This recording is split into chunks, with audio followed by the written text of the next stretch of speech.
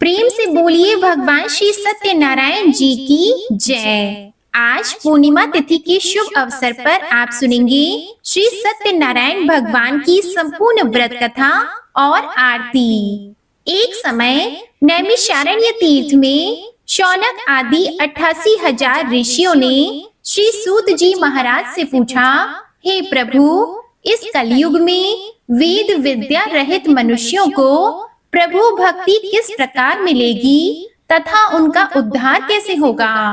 इसलिए हे मुनि श्रेष्ठ, कोई ऐसा तप कहिए जिससे थोड़े समय में पुण्य प्राप्त हो जाए तथा मनोवांछित फल मिले। वह कथा सुनने की हमारी इच्छा है। सर्वशास्त्र ज्ञाता श्री सूत जी बोले, हे वैष्णवों में पूज्य, आप सबने प्राणियों के हित की बात पूछी है। अब मैं उस श्रेष्ठ व्रत को आप लोगों से कहूँगा जिस व्रत को नारद जी ने श्री लक्ष्मी नारायण जी से पूछा था और लक्ष्मीपति ने मुनि श्रेष्ठ नारद से कहा था, सो ध्यान से सुनो। एक समय योगीराज नारद जी दूसरों के हित की इच्छा से अनेक लोकों में घूमते हुए मृत्यु लोक में आ पहुँचे।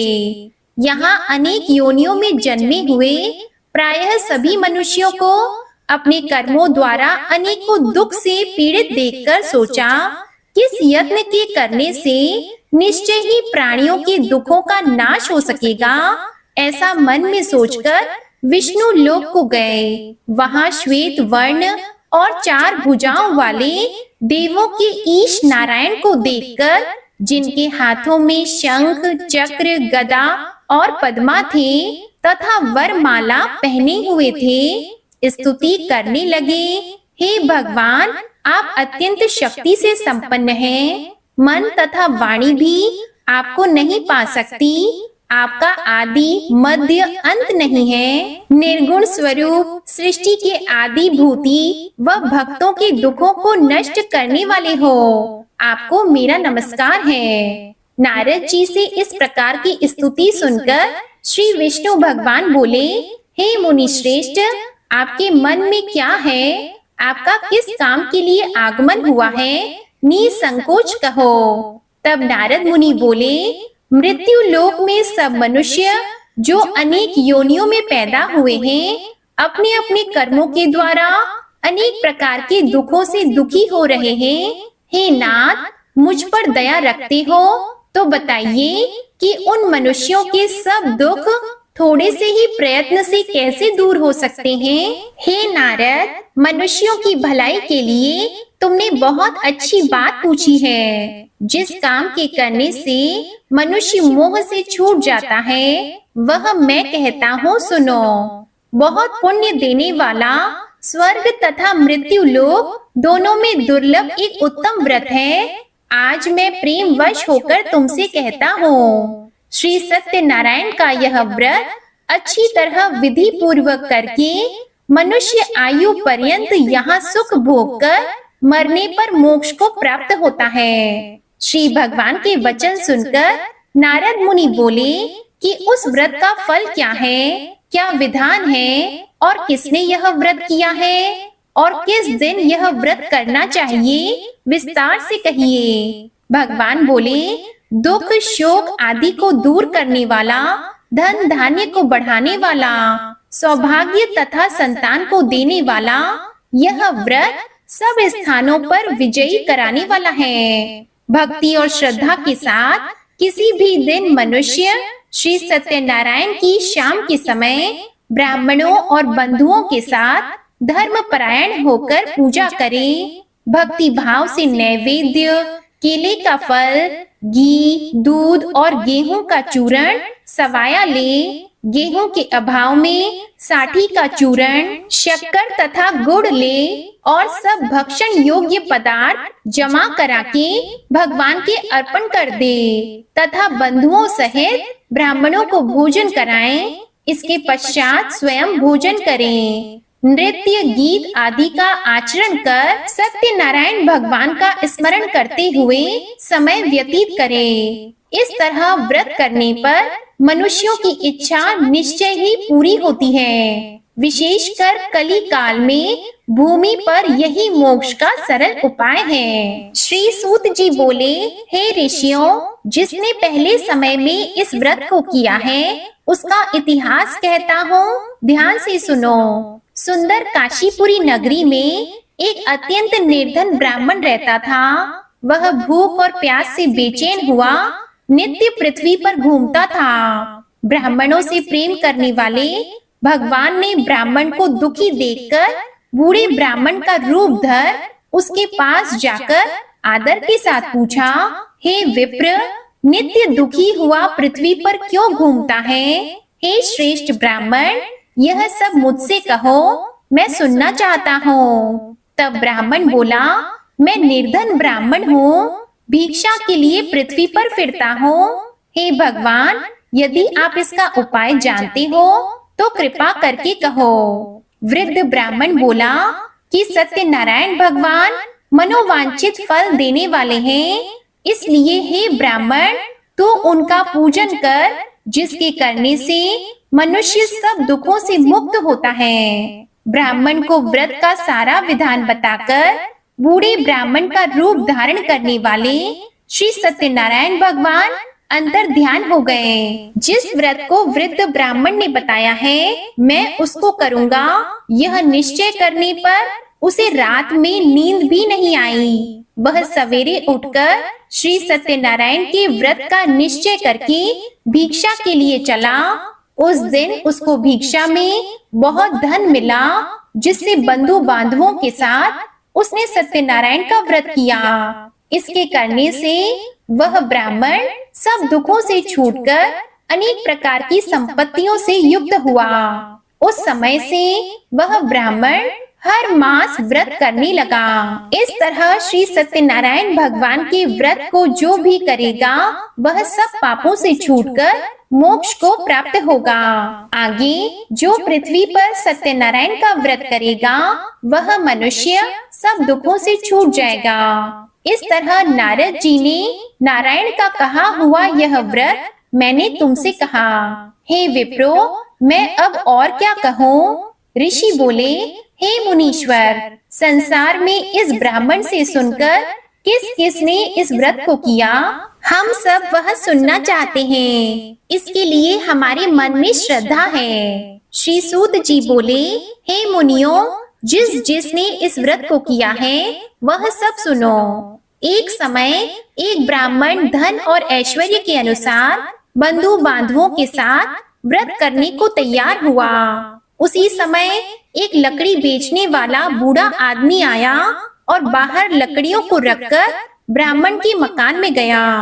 प्यास से दुखी लकड़हारा उनको व्रत करते देखकर ब्राह्मण को नमस्कार कर कहने लगा कि आप यह क्या कर रहे हैं और इसके करने से क्या फल मिलता है, कृपया करके मुझसे कहो। तब ब्राह्मण ने कहा, सब मनोकामनाओं को पूरा करने वाला यह श्री सत्यनारायण भगवान का व्रत है। इसकी ही कृपा से मेरे यहाँ धन धान्य आदि की वृद्धि हुई है। ब्राह्मण से इस व्रत के बारे में जानकर लकड़हारा बहुत प्रसन्न हुआ।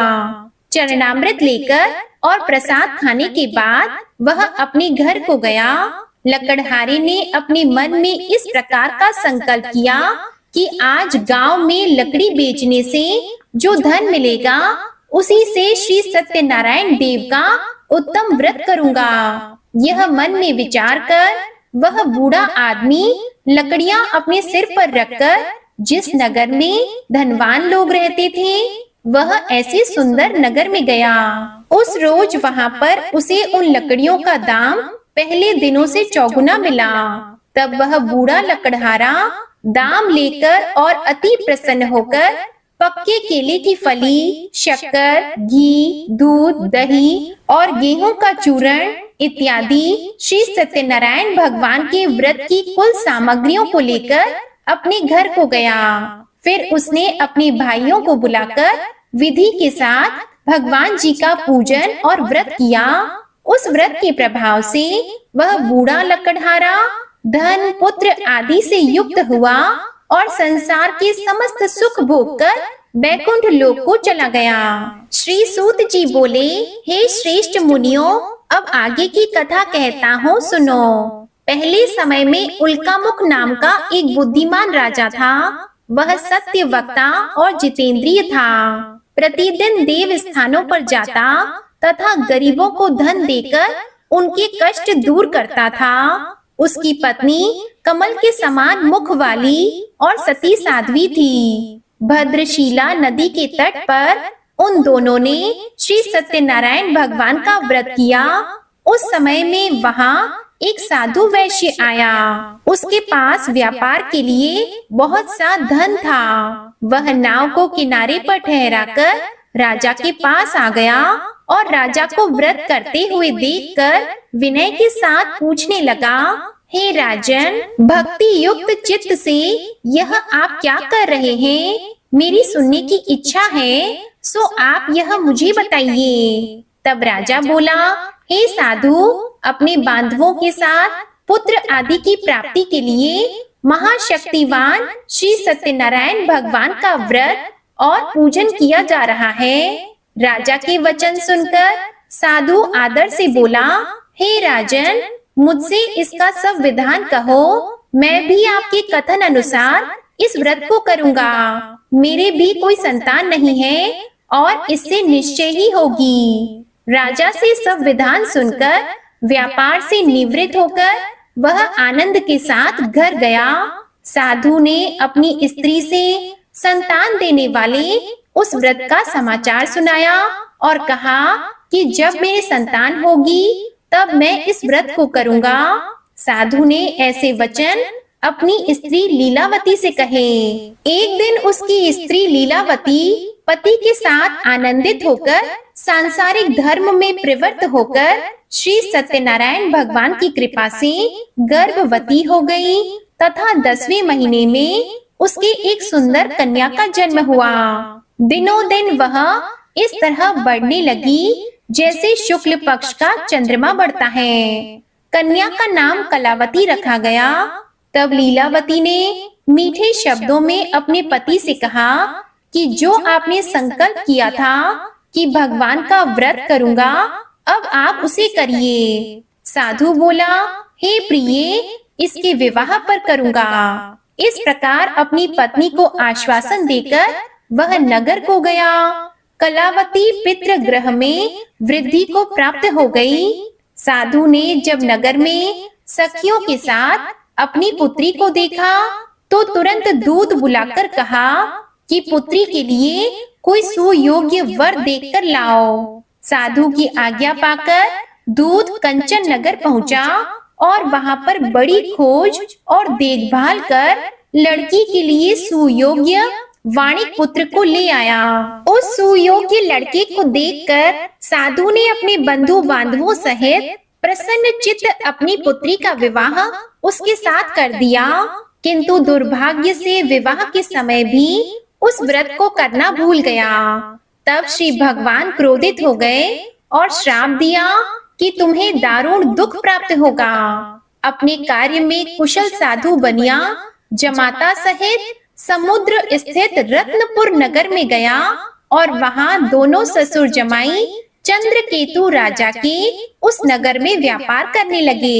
एक दिन भगवान श्री सत्यनारायण की माया से प्रेरित कोई चोर राजा का धन चुराकर भागा जा रहा था, किंतु राजा के दूतों को आता देखकर चोर ने घबराकर भागते हुए राजा के धन को वहीं चुपचाप रख दिया जहां वो ससुर जमाई ठहरे हुए थे। जब दूतों ने उस साधु वैश्य के पास राजा के धन को रखा देखा तो वे दोनों को बांधकर ले गए और प्रसन्नता से दौड़ते हुए राजा के पास जाकर बोले, यह 2 चोर हम पकड़ कर लाए हैं, देखकर आज्ञा दें। तब राजा की आज्ञा से उनको कठोर कारावास में डाल दिया और उनका सब धन छीन लिया। श्री सत्यनारायण भगवान के श्राप द्वारा उनकी पत्नी भी घर पर बहुत दुखी हुई और घर पर जो धन रखा था चोर चुरा कर ले गए। शारीरिक और मानसिक पीड़ा तथा भूख प्यास से अति दुखित होकर अन्न की चिंता में कलावती एक ब्राह्मण के घर गई। वहां उसने श्री सत्यनारायण भगवान का व्रत होते देखा। फिर कथा सुनी तथा प्रसाद ग्रहण करके रात को घर आई। माता ने कलावती से कहा, हे पुत्री, अब तक कहाँ रही व तेरे मन में क्या है? तब कलावती बोली, हे माता, मैंने एक ब्राह्मण के घर श्री सत्यनारायण भगवान का व्रत देखा है। कन्या के वचन सुनकर लीलावती भगवान के पूजन की तैयारी करने लगी। लीलावती ने परिवार और बंधुओं सहित श्री सत्यनारायण भगवान का पूजन किया और वर मांगा कि मेरे पति और दामाद शीघ्र आ जाएं। साथ ही प्रार्थना की कि हम सबका अपराध क्षमा करो। श्री सत्यनारायण भगवान इस व्रत से संतुष्ट हो गए और राजा चंद्रकेतु को सपने में दर्शन देकर कहा, हे राजन, दोनों वैश्यों को प्रातः ही छोड़ दो और सब धन जो तुमने ग्रहण किया है दे दो, नहीं तो मैं तेरा धन, राज्य, पुत्र आदि सब नष्ट कर दूंगा। राजा से ऐसे वचन कहकर भगवान अंतर ध्यान हो गए। प्रातः काल राजा चंद्रकेतु ने सभा में अपना स्वप्न सुनाया। फिर दोनों वाणिक पुत्रों को कैद से मुक्त करके सभा में बुलाया। दोनों ने आते ही राजा को नमस्कार किया। राजा मीठे वचनों से बोला, हे महानुभावों, भावी वर्ष ऐसा कठिन दुख प्राप्त हुआ है, अब तुम्हें कोई भय नहीं। ऐसा कहकर राजा ने उनको नए नए वस्त्र आभूषण पहनाए तथा उनका जितना धन लिया था उससे दूना धन देकर आदर सहित विदा किया। दोनों वैश्य अपने घर को चल दिए। सूत जी बोले, वैश्य ने मंगलाचार करके यात्रा आरंभ की और अपने नगर को चला। उनके थोड़ी दूर निकलने पर दंडी वेशधारी श्री सत्यनारायण भगवान ने उनसे पूछा, हे साधु, तेरी नाव में क्या है? अभिमानी वाणिक हंसता हुआ बोला, हे दंडी, आप क्यों पूछते हो? क्या धन लेने की इच्छा है? मेरी नाव में तो बेल और पत्ते भरे हैं। वैश्य का कठोर वचन सुनकर भगवान ने कहा, तुम्हारा वचन सत्य हो। दंडी ऐसा कहकर वहां से दूर चले गए और कुछ दूर जाकर समुद्र के किनारे बैठ गए। दंडी के जाने पर वैश्य ने नित्य क्रिया करने के बाद नाव को ऊंची उठी देखकर अचंभा किया और नाव में बेल पत्ते आदि देखकर मूर्छित होकर जमीन पर गिर पड़ा। फिर मूर्छा खुलने पर अत्यंत शोक प्रकट करने लगा। तब उसका दामाद बोला कि आप शोक न करें, यह दंडी का श्राप है, अतः उनकी शरण में चलना चाहिए, तभी हमारी मनोकामना पूरी होगी। दामाद के वचन सुनकर वह दंडी के पास पहुंचा और अत्यंत भक्ति भाव से नमस्कार करके बोला, मैंने जो आपसे असत्य वचन कहे थे उनको क्षमा करो। ऐसा कहकर महान शोकातुर होकर वह रोने लगा। तब दंडी भगवान बोले, हे वाणिक पुत्र, मेरी आज्ञा से बार बार तुम्हें दुख प्राप्त हुआ है, तो मेरी पूजा से विमुख हुआ। साधु बोला, हे भगवान, आपकी माया से मोहित ब्रह्मा आदि भी आपके रूप को नहीं जानते, तब मैं अज्ञानी कैसे जान सकता हूँ? आप प्रसन्न होइए, मैं सामर्थ्य के अनुसार आपकी पूजा करूँगा। मेरी रक्षा करो और पहले के समान नौका में धन भर दो। उसके भक्ति युक्त वचन सुनकर भगवान प्रसन्न होकर उसकी इच्छा अनुसार वर देकर अंतर ध्यान हो गए। तब उन्होंने नाव पर आकर देखा कि नाव धन से परिपूर्ण है। फिर वह भगवान श्री सत्यनारायण का पूजन कर साथियों सहित अपने नगर को चला। अब अपने नगर के पास पहुंचा, तब दूत को घर भेजा। दूत ने साधु के घर जाकर उसकी स्त्री को नमस्कार कर कहा कि साधु अपने दामाद सहित इस नगर के पास आ गए हैं। ऐसा वचन सुनकर साधु की स्त्री ने बड़े हर्ष के साथ सत्य देव का पूजन कर पुत्री से कहा, मैं अपने पति के दर्शन को जाती हूँ, तो कार्य पूर्ण कर शीघ्र आ। माता के ऐसे वचन सुनकर कलावती प्रसाद छोड़कर पति के पास गई। प्रसाद की अवज्ञा के कारण सत्य देव ने रुष्ट होकर उसके पति को नाव सहित पानी में डुबो दिया। कलावती अपने पति को न देखकर रोती हुई जमीन पर गिर गई। इस तरह नौका को डूबा हुआ तथा कन्या को रोता देख साधु दुखी होकर बोला, हे प्रभु, मुझसे या मेरे परिवार से जो भूल हुई है उसे क्षमा करो। उसके दीन वचन सुनकर सत्यदेव प्रसन्न हो गए और आकाशवाणी हुई, हे साधु, तेरी कन्या मेरे प्रसाद को छोड़कर आई है, इसलिए इसका पति अदृश्य हुआ है। यदि वह घर जाकर प्रसाद खाकर लौटे तो इसे पति अवश्य मिलेगा। ऐसी आकाशवाणी सुनकर कलावती ने घर पहुंचकर प्रसाद खाया, फिर आकर पति के दर्शन किए। इसके बाद साधु ने बंधु बांधवों सहित सत्यदेव का विधि पूर्वक पूजन किया। उस दिन से वह पूर्णिमा को श्री सत्यनारायण का पूजन करने लगा। फिर इस लोक का सुख भोग कर अंत में स्वर्ग लोक को गया। सूत जी बोले, हे ऋषियों, मैं और भी कथा कहता हूँ, सुनो। प्रजा पालन में लीन तुंगध्वज नाम का एक राजा था। उसने भी भगवान का प्रसाद त्याग कर बहुत दुख पाया। एक समय वन में जाकर वन्य पशुओं को मारकर बड़ के पेड़ के नीचे आया। वहां उसने ग्वालों को भक्ति भाव से बांधवों सहित सत्यनारायण जी का पूजन करते देखा। राजा देखकर भी अभिमानवश वहां नहीं गया और न ही नमस्कार किया। जब ग्वालों ने भगवान का प्रसाद उसके सामने रखा तो वह प्रसाद को त्याग कर अपनी सुंदर नगरी को चला। वहीं उसने अपना सब कुछ नष्ट पाया तो वह जान गया कि यह सब भगवान ने किया है। तब वह विश्वास कर ग्वालों के समीप गया और विधि पूर्वक पूजन करके प्रसाद खाया। तो सत्यदेव की कृपा से पहले जैसा था वैसा ही हो गया। फिर दीर्घ काल तक सुख भोग कर मरने पर स्वर्ग लोक को गया।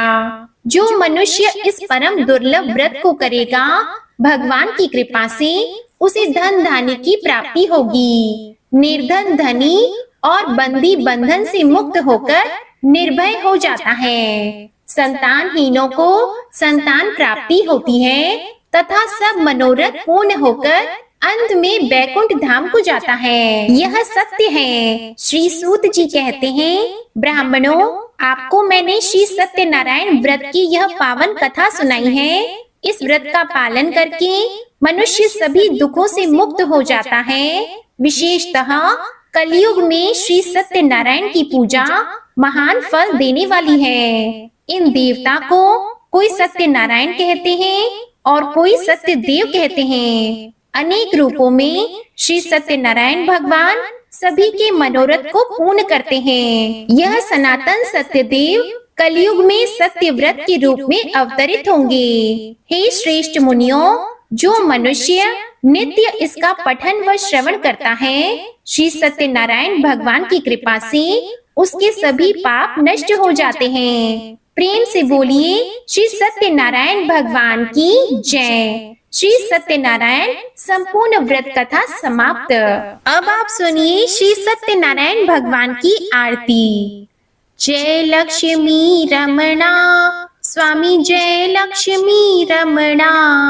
सत्यनारायण स्वामी, सत्यनारायण स्वामी, जनपातक हरणा। ओम जय लक्ष्मी रमणा। रत्न जड़ित सिंहासन अद्भुत छवि राजी, स्वामी अद्भुत छवि राजी। नारद करत निरंजन, नारद करत निरंजन, घंटा ध्वनि बाजे। ओम जय लक्ष्मी रमणा।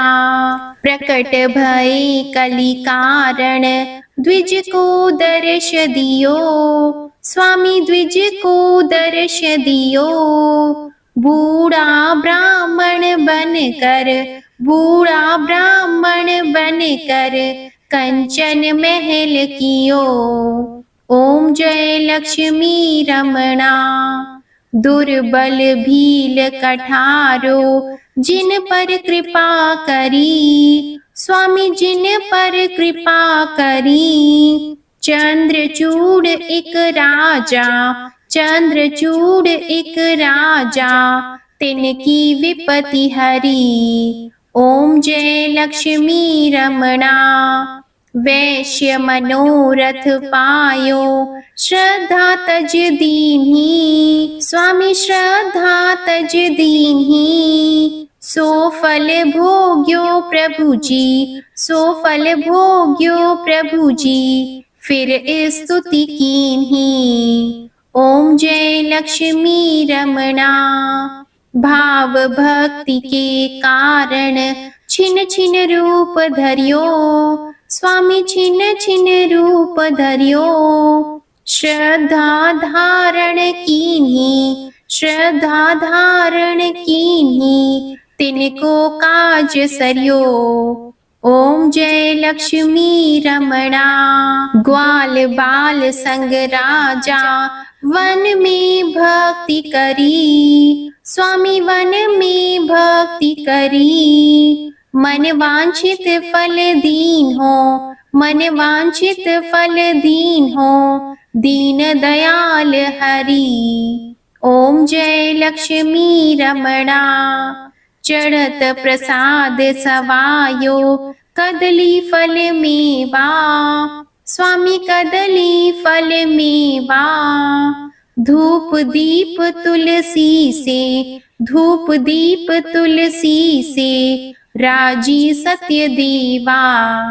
ओम जय लक्ष्मी रमणा। श्री सत्यनारायण जी की आरती जो कोई नर गावे, स्वामी जो कोई नर गावे, रिद्धि सिद्ध सुख संपत्ति, रिद्धि सिद्ध सुख संपत्ति, सहज रूप पावे। ओम जय लक्ष्मी रमणा। जय लक्ष्मी रमणा। स्वामी जय लक्ष्मी रमणा। सत्यनारायण स्वामी, सत्यनारायण स्वामी, जनपातक हरणा। ओम जय लक्ष्मी रमणा। ओम जय लक्ष्मी रमणा। प्रेम से बोलिए श्री सत्यनारायण भगवान की जय। आज की कथा और आरती पसंद आए तो इस वीडियो को लाइक करके चैनल जरूर सब्सक्राइब कीजिएगा और कमेंट में श्री सत्यनारायण भगवान की जय भी जरूर लिखिएगा। इसी के साथ आज आप हमारे चैनल पर चैत्र पूर्णिमा की व्रत कथा भी जरूर सुनिएगा। प्रेम से बोलिए श्री सत्यनारायण भगवान की जय।